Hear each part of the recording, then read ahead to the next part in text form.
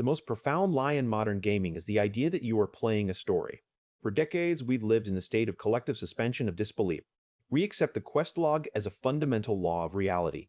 We accept that a merchant will only ever offer us 3 items and a guard will only ever bark the same 3 warnings. We call it immersion, but it's actually a very sophisticated form of puppetry. You aren't exploring a world. You're navigating a labyrinth of pre-written tracks.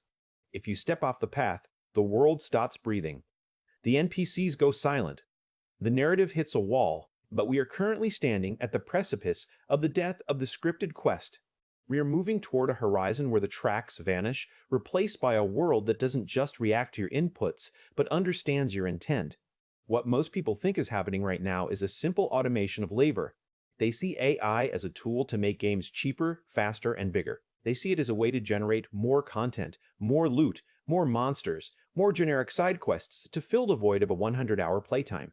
And in many ways, that's exactly what's happening first. In the industry, we call this the content bottleneck.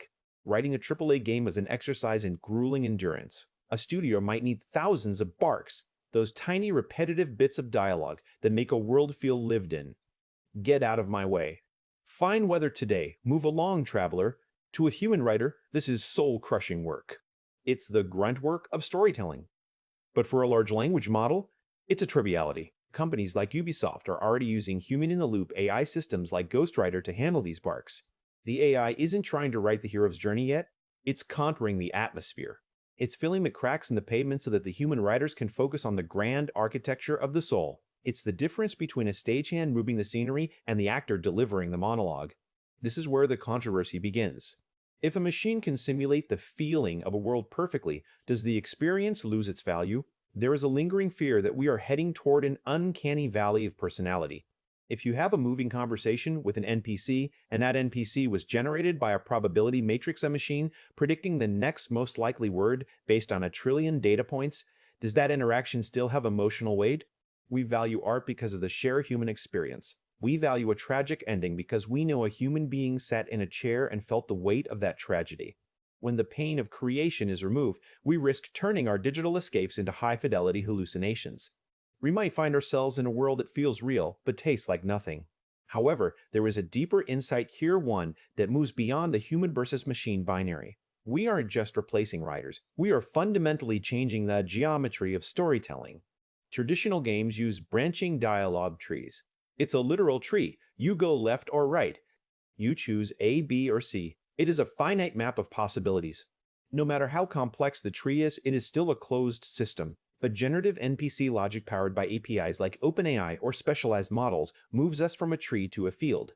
In a field system, the NPC doesn't have a script.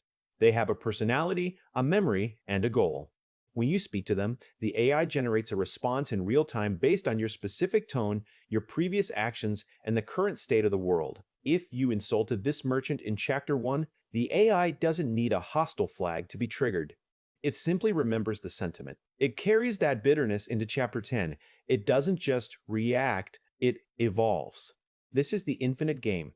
We are moving toward a world where the quest log disappears entirely. Imagine walking into a town telling an NPC, "I need to find a way to stop the drought." And instead of a quest marker appearing on your HUD, the AI generates a unique path, a set of unique obstacles, and a series of unique interactions tailored specifically to your playstyle.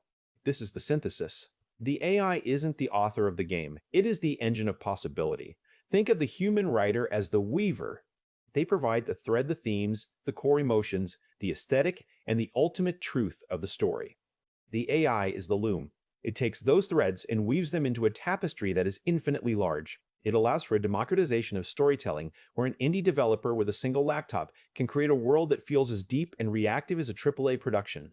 But this shift brings a new responsibility. As the script becomes fluid, the consistency of the world becomes the new challenge. How do we ensure that a character doesn't hallucinate out of personality? How do we maintain the flavor of a specific era or subculture when a machine is doing the heavy lifting? The answer lies in guardrails. We are moving toward a world of specialized prompts, digital DNA that locks a character into their essence. The AI provides the breadth, but the human provides the boundaries. It is a partnership of scale and soul. What does this mean for you, the player? It means the end of the solved game. For the last 20 years, we've been consuming stories that were finished before we started them. We've been watching a movie that we happen to be moving through. But soon, the story won't be finished until you stop playing. The dialogue won't be a series of choices, it will be a conversation. The world won't be a set of levels, it will be a living simulation of consequence. We are moving from playing a story to living a narrative. The death of the scripted quest isn't an ending. It's the moment the game finally starts to breathe on its own.